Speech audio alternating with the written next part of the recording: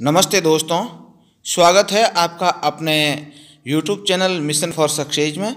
और आज अपन डिस्कस करते हैं रीट 2015 का जो लैंग्वेज फर्स्ट का पेपर है, लेवल फर्स्ट लैंग्वेज फर्स्ट का पेपर है, उसमें हिंदी भाषा का पेपर किस प्रकार से आया था, आज अपन इस पेपर पर डिस्कस करते हैं। और आप रीट की तैयारी कर रहे हैं तो आपके लिए ये पेपर सॉल्यूशन बहुत महत्वपूर्ण होगा। और आपको जितने भी पेपर आ रखे हैं उन सब का सॉल्यूशन करना होगा, उनको पढ़ना होगा, आपके लिए अच्छा रहेगा। शुरू करते हैं आज का वीडियो। सबसे पहला क्वेश्चन है, संरचना के आधार पर किए गए वाक्य के वर्गीकरण में निम्न में से कौन सा प्रकार नहीं है। तो प्रश्न पढ़ने के बाद आपको चारों ऑप्शन पढ़ने जरूरी है, फिर बाद में अपना आंसर निकालना है। कभी कभार क्या होता है कि प्रश्न पढ़ के अपन उसका पूरा मतलब नहीं समझ पाते हैं और गलत उत्तर लिख देते हैं। तो संरचना के आधार पर वाक्य के प्रकार कौन सा प्रकार नहीं है। तो पहला सरल वाक्य, मिश्र वाक्य, अज्ञार्थ वाक्य और संयुक्त वाक्य। तो संरचना के आधार पर 3 प्रकार है, सरल वाक्य है, मिश्र वाक्य है और संयुक्त वाक्य है। तो कौन सा नहीं है? अज्ञार्थ वाक्य। अपना उत्तर होगा 3। ये अज्ञार्थ वाक्य है, ये अर्थ के आधार पर वाक्य का प्रकार है और अर्थ के आधार पर वाक्य के 8 प्रकार होते हैं। नेक्स्ट है, सुदामा के तंदुल का अर्थ है। सुदामा के तंदुल यानी गरीबी में जीना, गरीबी में भी तंदुल का शौक रखना, सामान्य किंतु प्रेम पूर्वक भेंट बढ़ चढ़कर बातें करना। सुदामा के तंदुल यह एक लोकोक्ति है। लोकोक्ति का मतलब है कि वो प्रचलित वाक्य है जिसको उसका अर्थ प्रकट करने के लिए नेक्स्ट वाक्य की जरूरत नहीं पड़ती है, ये अपने आप में स्वतंत्र वाक्य होता है। तो इसका सामान्य अर्थ है, सुदामा के तंदुल सामान्य किंतु प्रेम पूर्वक भेंट। नेक्स्ट, खरी मजूरी चौखा काम का अर्थ है, लोग मजूरी की परवाह करते हैं, काम की नहीं। पूरी मजदूरी देने पर अच्छा काम होता है। साधारण काम के लिए अधिक पैसे मांगना और बिना काम के दौलत चाहना। तो इस लोकोक्ति का अर्थ है, पूरी मजदूरी देने पर अच्छा काम होता है। नेक्स्ट, हिंदी भाषा शिक्षण विधि है अनुकरण विधि, आगमन निगमन विधि और भाषा प्रयोगशाला विधि उपयुक्त सभी। तो हिंदी भाषा की ये सभी विधियां हिंदी भाषा में काम आती है। इसी तरह की और अन्य विधियां कौन सी है ये आपको याद रखनी है।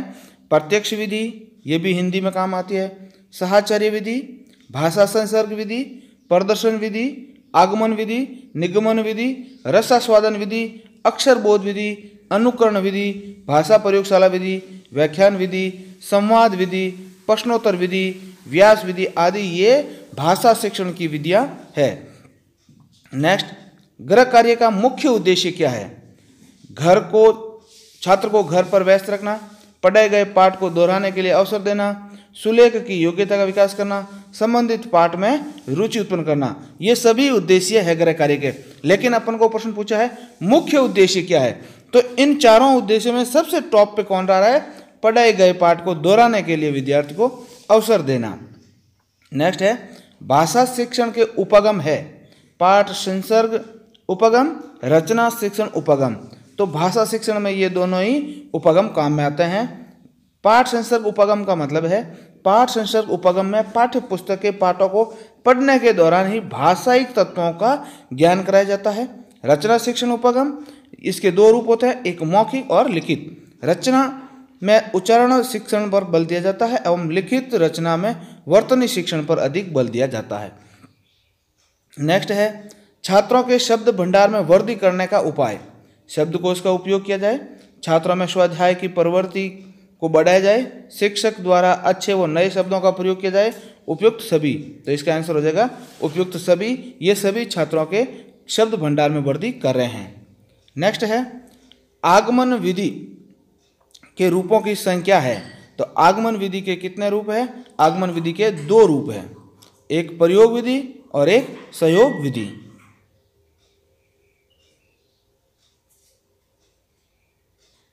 नेक्स्ट, कौशल शिक्षण का उपयोग किया जाता है कक्षा के अंदर, कक्षा के बाहर, दोनों जगह उपयुक्त में से कोई नहीं। तो कौशल शिक्षण का दोनों जगह प्रयोग किया जाता है, कक्षा के अंदर भी और कक्षा के बाहर भी। लिखित अभिव्यक्ति का माध्यम नहीं है। कैसी अभिव्यक्ति? लिखित। पत्र लेखन लिखा जाता है, निबंध लेखन लिखा जाता है, वाद विवाद नहीं, नाट्य लेखन लिखा जाता है। मतलब ये जो अभिव्यक्तियां हैं ये सब लिखित रूप में होती है, जबकि वाद विवाद है वो मौखिक रूप में होता है। नेक्स्ट है, बालकों को लिखना सिखाने से पहले आवश्यक है अक्षर लिखना, बारहकड़ी सिखाना, लेखन संबंधी जिज्ञासा उत्पन्न करना, उनको क्रियाशील बनाना।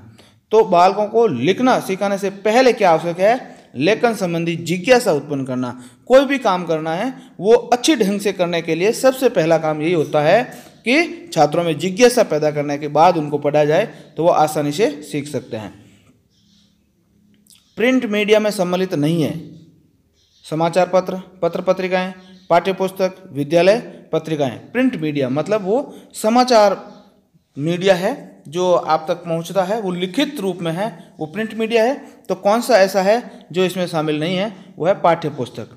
पाठ्य पुस्तक जनसंचार का माध्यम नहीं है, वो अपने पढ़ने के काम आती है। SITE क्या है? टीवी चैनल, उपग्रह अनुदेशात्मक दूरदर्शन प्रयोग, 1 व 2 उपयुक्त में से कोई नहीं। SITE है वो उपग्रह अनुदेशात्मक दूरदर्शन प्रयोग है। ये इसका पूरा नाम है सैटेलाइट इंस्ट्रक्शनल टेलीविजन एक्सपेरिमेंट। यह कार्यक्रम इसरो और नासा के द्वारा संयुक्त तत्वाधान में 1975 में शुरू किया गया। नेक्स्ट, वस्तुनिष्ठ प्रश्नों की उपयोगिता का प्रमुख कारण है। वस्तुनिष्ठ यानी जो अब सद वाले प्रश्न हैं इनको वस्तुनिष्ठ कहा जाता है। इनकी सबसे प्रमुख उपयोगिता क्या है? रटाई से मुक्ति, पाठ्यक्रम व्याप्ति, निष्पक्ष मूल्यांकन, विद्यार्थियों का हित। तो इसमें सबसे मुख्य बात है वो है निष्पक्ष मूल्यांकन। यानी इसमें सीधा सही है, 4 ऑप्शन दे रखे हैं, इसमें 3 नंबर उत्तर है तो ही सही है, बाकी कोई भी उत्तर दिया है वो गलत है। इसको देखने की जरूरत नहीं पड़ती है, इसमें किसी का पक्ष नहीं हो सकता, बिल्कुल निष्पक्ष मूल्यांकन होता है वस्तुनिष्ठ वाले प्रश्नों में। विचारों की अच्छी अभिव्यक्ति किस प्रकार के प्रश्नों में हो सकती है? विचारों की अच्छी अभिव्यक्ति वस्तुनिष्ठ में विचार हो ही नहीं सकते हैं, क्योंकि सीधे ही 4 ऑप्शन दे रखे, इनमें से एक राइट करना है। अति लघुरात्मक में नहीं होती है, निबंधात्मक में होती है, लघुरात्मक में कम होती है। तो सबसे अच्छी अभिव्यक्ति कहाँ हो रही है? निबंधात्मक में। नेक्स्ट, किसने मूल्यांकन प्रक्रिया को त्रिमुखी बताकर त्रिकोण के रूप में प्रस्तुत किया? मॉरिसन, हर्बर्ट, ब्लूम और क्रेथवॉल।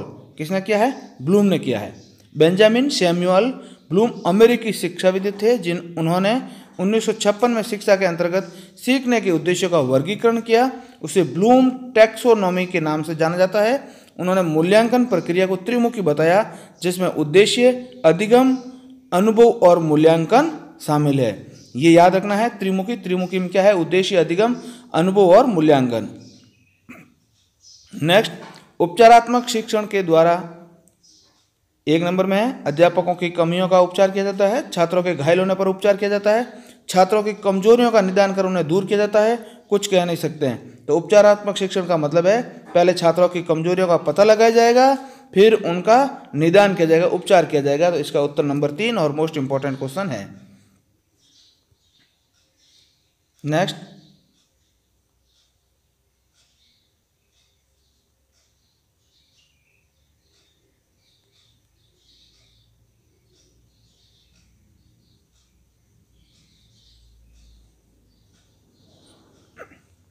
उच्चारण सुधारने का कार्य किन कक्षाओं में करना चाहिए? उच्चारण, जो बच्चे उच्चारण गलत करते हैं वो किन कक्षाओं में सुधारना चाहिए? तो वो प्रारंभिक शिक्षाओं में ही उच्चारण करना, जो शब्दों का उच्चारण है उनको सुधार लेना चाहिए।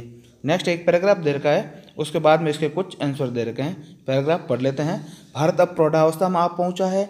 भीषण घात प्रतिघात से साक्षात्कार करते हुए भी उसने बहुमुखी विकास किया है, इसमें संदेह नहीं, लेकिन उसका एक प्रकोष्ठ अंधकार में अभी भी डूबा हुआ है।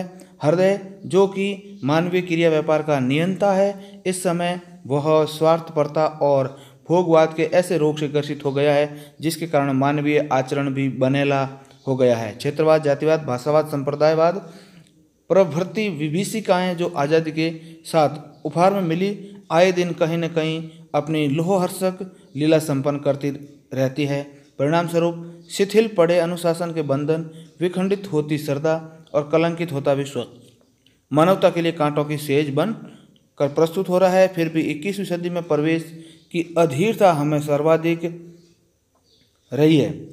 कतिपय लोल कपोलों की कृत्रिम रंगीनियाँ समूचे देशवासियों का मन का पर्याय मान लेना उचित नहीं है। अतः कल्पना के भव्य महलों के ध्वंसावशेषों पर यथार्थ की झोंपड़ियों का निर्माण उचित ही होगा। अब अपन को जो भी उत्तर देने हैं वो इस पैराग्राफ के आधार पर देने हैं। वह शब्द बताइए जिसमें संधि तथा प्रत्यय दोनों का प्रयोग हुआ है। तो शब्द है रंगीनियाँ, ध्वंसावशेषों, अधीरता और संप्रदायवाद। तो देखिए अपन को दोनों देखना है कि संधि और प्रत्यय कहाँ हुए हैं। तो ध्वंसावशेषों में दोनों शब्द प्रयुक्त हुए हैं। जैसे इनकी संधि है ध्वंस प्लस अवशेष, ठीक है। फिर प्रत्यय क्या है, प्रत्यय मूल शब्द तो ध्वंसावशेष, प्रत्यय ओ लगा हुआ है। नेक्स्ट है इनमें से वो शब्द बताइए जिसमें समास और उपसर्ग दोनों का प्रयोग हुआ है। घात प्रतिघात, भारतवासियों, कर्मयोगी, आत्मनिर्भरता। तो इसमें जो घात प्रतिघात है वो सही है। घात प्रतिघात में समास और उपसर्ग दोनों हैं, यानी समास तो होगा घात और प्रतिघात, और इसमें प्रतिघात में प्रति उपसर्ग लगा हुआ है। वह तत्सम शब्द बताइए जिसके साथ उपसर्ग और प्रत्यय दोनों का प्रयोग हुआ है। मानवीय, मानवता, अधीर, विखंडित। उपसर्ग भी है और प्रत्यय है किसमें, विखंडित में। ये इसमें वि उपसर्ग है, खंड मूल शब्द है और इत प्रत्यय है, तीनों ही सब शामिल है। तो अपन को इस प्रकार के शब्दों का विशेष ध्यान रखना है। कर्म तत्पुरुष समास का उदाहरण इनमें से कौन सा है। लोहहर्षक, आत्मनिर्भरता, देशवासियों और सर्वाधिक। यानी जिसमें कर्म तत्पुरुष पे है और कौन सा करणकारक। तो ये उत्तर होगा लोहहर्षक। नेक्स्ट इनमें से कौन सा शब्द तत्सम है। स्वतंत्रता, श्रद्धा, झोंपड़ियों, आज़ादी। तो तत्सम, स्वतंत्रता और श्रद्धा दोनों ही शब्द तत्सम शब्द है। नेक्स्ट और एक गद्यांश है, इसको पढ़ लेते हैं। कुसुम शाम को मंदिर में दर्शन करते हुए घर गई। वो देर तक गीत गाती रही, उसे समय का पता ही नहीं था। आधी रात बीत गई, उसने सितार बजाया, फिर भी उसका मन न लगा। उसने टहलना शुरू किया। रात किसी तरह कटी। सुबह उसकी आंखें नींद से बोझिल हो रही थी। वो देर तक सोती रही। माँ ने आकर जगाया और कलेवा करने के लिए कहा। जैसे तैसे वो उठी, नहाई और साइकिल से कॉलेज के लिए चली। कॉलेज में उसकी सखी ने घी के पराठे खिलाए। कुसुम के संगीत प्रेम की कॉलेज में छात्रा ही नहीं, परिवार, मामा, चाचा, नाना, भाई बहन भी प्रशंसा कर रहे थे। तो इसके क्वेश्चन है इनमें से कौन सा शब्द स्त्रीलिंग नहीं है। शाम, रात, कलेवा, आंखें। स्त्रीलिंग कौन सा नहीं है, कलेवा। शाम स्त्रीलिंग है, रात स्त्रीलिंग है और आंखें स्त्रीलिंग है। नेक्स्ट कुसुम शाम को घर गई। इस वाक्य में कौन सा काल है। तो इसमें है सामान्य भूतकाल। कारक चिन्ह के प्रयोग के बावजूद इनमें से किस शब्द का बहुवचन नहीं बनता है। घी, गीत, घर, सखी। तो घी का बहुवचन नहीं बनता है। जो भी तरल पदार्थ हैं उनके बहुवचन बहुत ही कम बनते हैं। इनमें से किस शब्द का लिंग नहीं बदल सकते। चाचा, चाची, छात्र, छात्रा, साइकिल, मामा, मामी। तो अपन साइकिल का लिंग नहीं बदल सकते। नेक्स्ट है इनमें से कौन सा शब्द सदैव बहुवचन में ही प्रयुक्त होता है। दर्शन, मन, पराठा, सितार। तो दर्शन शब्द है हमेशा बहुवचन में रहता है, बाकी एक वचन शब्द है। ईश्वर तुम्हें सफलता प्रदान करे। यह वाक्य है संकेतवाचक, विधानवाचक, इच्छावाचक, विस्मयवाचक। ये इच्छावाचक, कामना है, इच्छा है, आकांक्षा है, आशीर्वाद, शुभकामनाएं, इस प्रकार के जो वाक्य हैं वो सब इच्छावाचक वाक्य है। नेक्स्ट मेरा छोटा भाई प्रशांत धार्मिक पुस्तकें अधिक पढ़ता है। इस वाक्य में विधेय का विस्तार क्या है। तो वाक्य के दो प्रकार होते हैं, एक उद्देश्य और एक विधेय। और विधेय का विस्तार छोटा भाई, धार्मिक पुस्तकें अधिक, मेरा भाई प्रशांत और पढ़ता है। तो देखिए इसमें उद्देश्य है पुस्तकें पढ़ना, और विधेय है, उद्देश्य है मेरा छोटा भाई प्रशांत, ये पूरा एक ही है। दूसरा है अधिक पुस्तकें पढ़ता है।